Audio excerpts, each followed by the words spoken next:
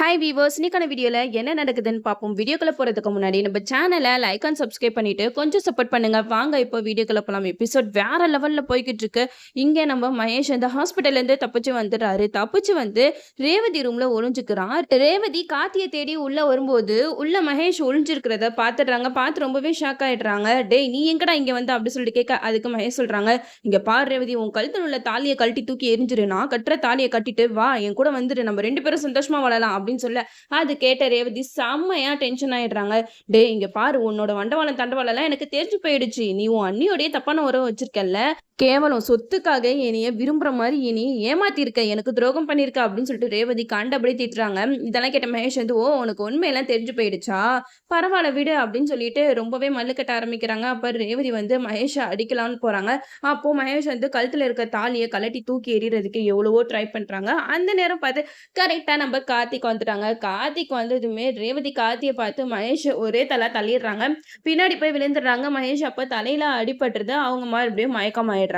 கார்த்தி அவங்கள தூக்கி போட்டு போயிடுறாங்க. ரேவதி கிட்ட சொல்றாங்க, இங்க பாரு ரேவதி, இனிமேட் நீ எதுக்குமே டென்ஷன் ஆகாத, உனக்கு தான் இவங்களை பத்தின உண்மையெல்லாம் தெரிஞ்சு போயிடுச்சுல, நான் பாத்துக்கிறேன் எல்லாமே அப்படின்னு சொல்லிட்டு தைரியம் சொல்லிட்டு போயிடுறாரு. இந்த சைடு பாத்தீங்கன்னா நம்ம மயில் வந்து சந்திரகலா, சிவனாண்டி, முத்துப்பாண்டி இவங்க 3 பேருமே பேசுறத ஒட்டி கேட்டுட்டு இருக்காங்க.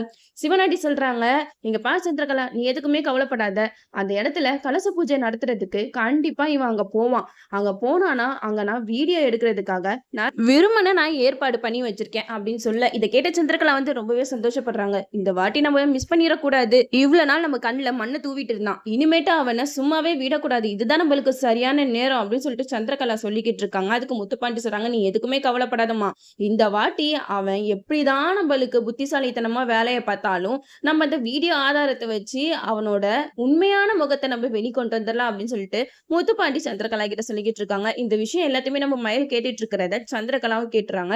சந்திரகலா சிவனாண்டி கிட்ட சொல்றாங்க, இங்க பாருங்க, நம்ம பேசுறத மயில் வந்து ஒட்டு கேட்டுட்டு இருக்கான் அப்படின்னு சொல்ல, உடனே சிவனாண்டி சொல்றாங்க, அவன் ஒட்டு கேட்டா ஒட்டு கேட்டுட்டு போறான், நடக்கிறத தானே நம்ம பேசிக்கிட்டு இருக்கோம், அவன் என்ன பண்ணாலும் பண்ணட்டும், இனிமேட்டு அவன் நம்ம கையில இதை தப்பிக்கவே முடியாது அப்படிங்கிற மாதிரி சிவனாண்டி சொல்றாங்க.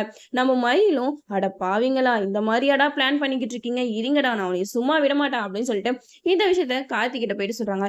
ஏப்பா கார்த்தி, நீ வந்து அந்த கலச பூஜை பண்ண போறல, அப்ப எவனையோ ஒருத்தனை வீடியோ எடுக்கிறதுக்கு ஏற்பாடு பண்ணி வச்சிருக்காங்களாம், உன்னை எப்படியாவது அத்தை கிட்ட மாட்டி விடணும்னு இந்த சந்திரகலாவும் சிவனாண்டியும் பிளான் பண்ணிக்கிட்டு இருக்குங்க அப்படின்னு சொல்லிட்டு கார்த்திக் கிட்ட மயில் சொல்றாங்க. அதை கேட்டுட்டு கார்த்திக் வந்து, அவங்க மட்டும் தான் இப்படி எல்லாம் யோசிப்பாங்களா, நம்ம வேற லெவல்ல யோசிக்க வேண்டியதான் அப்படின்னு சொல்லிட்டு கார்த்திக் செம்மையான ஒரு பிளான் போடுறாங்க.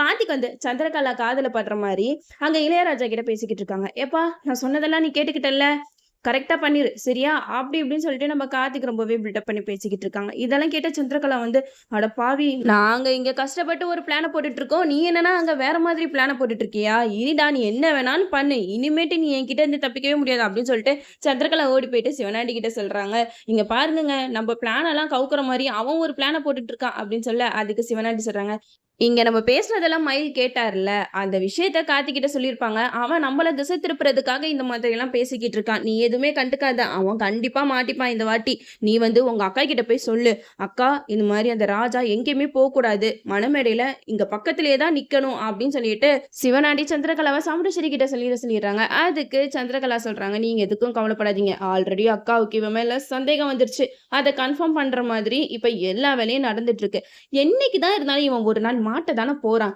அப்புறம் என்ன, அதை இப்பவே மாட்டட்டுமே அப்படின்னு சொல்லிட்டு சந்திரகலா வந்து சிவனாண்டி கிட்ட சொல்லி சிரிச்சுக்கிட்டு இருக்காங்க.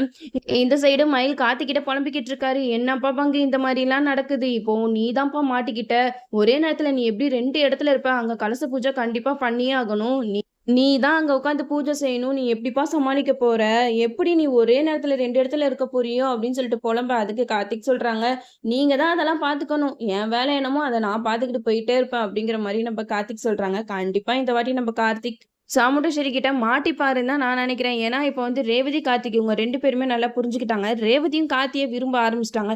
இந்த மாதிரி நேரத்துல தான் கார்த்தி பத்தின விஷயம் எல்லாமே நம்ம சாமுண்டேஸ்வரிக்கு தெரிய வந்து கார்த்திக் ரேவதியை பிரிச்சு வைப்பாங்க. நம்ம கார்த்திக்கும் சாமுண்டேஸ்வரியோட அம்மாவை கொண்டது இந்த முத்துப்பாண்டி தான் அப்படிங்கிற விஷயத்த எல்லாரும் முன்னாடி ப்ரூவ் பண்ணி சாமுண்டேஸ்வரியை அவங்க குடும்பத்தோட சேர்த்து வைப்பாங்க. இதெல்லாம் நடக்கிறதுக்கு எத்தனை வருஷம் ஆகும் நம்மளும் வெயிட் பண்ணி பார்ப்போம். ஓகே வியூவர்ஸ், இந்த வீடியோ உங்களுக்கு பிடிச்சிருந்தா லைக் பண்ணுங்க, மறக்காம நம்ம சேனலை சப்ஸ்கிரைப் பண்ணிருங்க.